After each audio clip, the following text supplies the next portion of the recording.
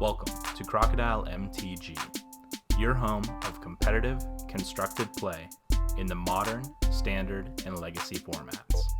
Today's video was brought to you by all our wonderful sponsors, affiliates, and patrons. Thank you so much for supporting the Crocodile MTG channel, and we hope you enjoy today's video. With War of the Sparks right around the corner, you need to make sure you are as prepared as you can be going into this pre-release weekend.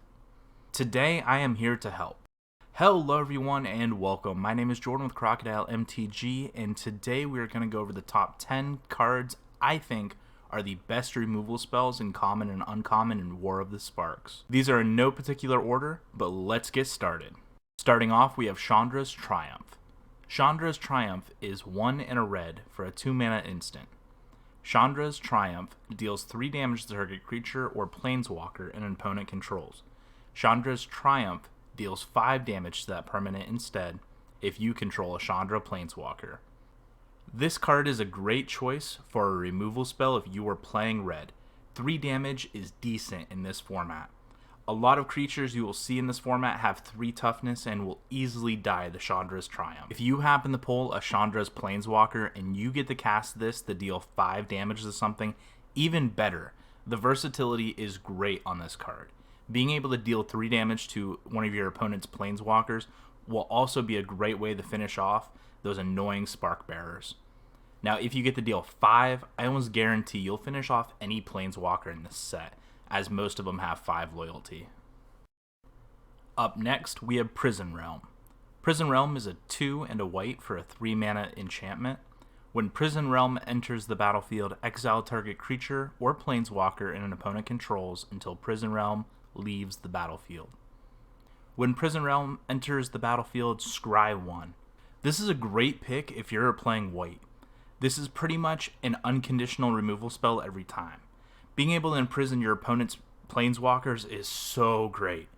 Not to mention, you can also pick off your opponent's giant army creatures. This is just a straight removal spell for anything you actually care about on the battlefield. This is probably the closest thing we're going to get to Banishing Light for a while, and I'm going to play this every time I have the ability to. Not to mention, the awesome Scry 1 tacked onto the back of this card gives you a little bit of card manipulation. Overall, I think Prison Realm's a great card and you should definitely play it. Now on to Alyssas Cruelty. Alyssas Cruelty is 2 and a black for a 3-mana instant. This card reads, target creature gets -5/-5 until end of turn. If the creature would die this way, exile it instead.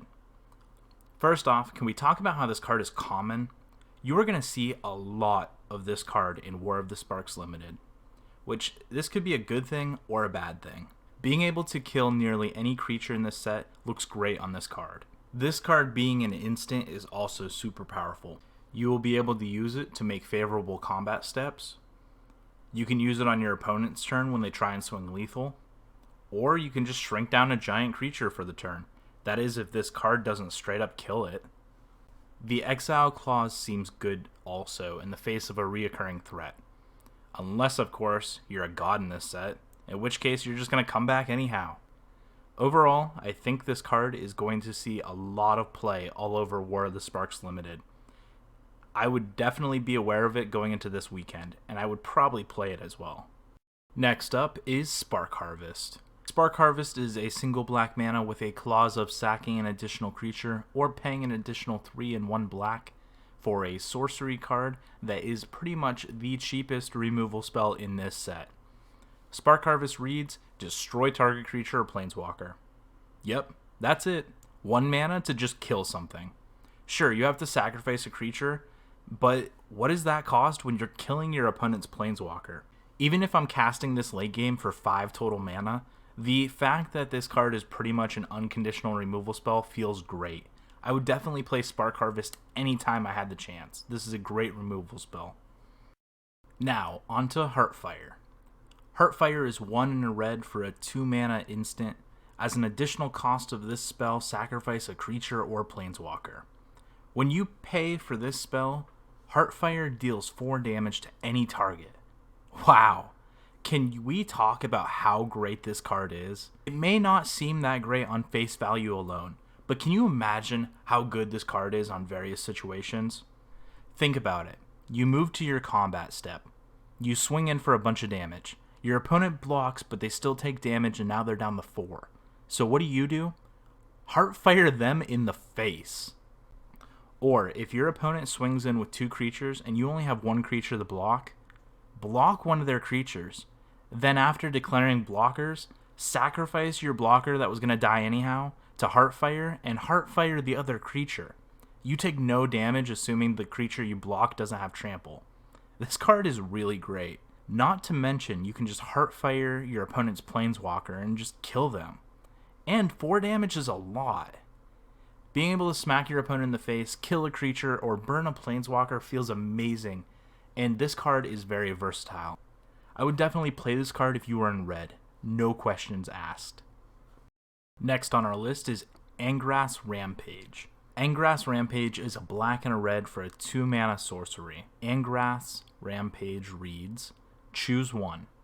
Target player sacrifices an artifact. Target player sacrifices a creature. Or target player sacrifices a Planeswalker. Alright, this card isn't as great as some of the others we've talked about on this list. In fact, it's probably one of the not so good ones. The main reason Chandras Rampage made our list is for the last ability. Target player sacrifices a Planeswalker. Most of the time, your opponent will only have 1 Planeswalker out at a time.